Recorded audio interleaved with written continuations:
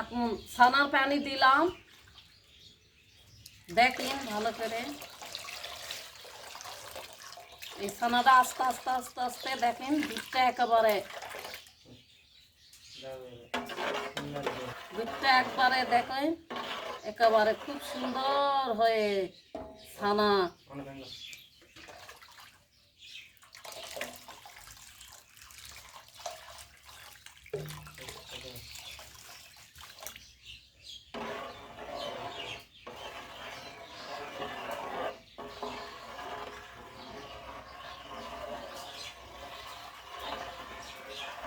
পানি দিলাম, ছানা আমার রেডি হয়ে গেছে।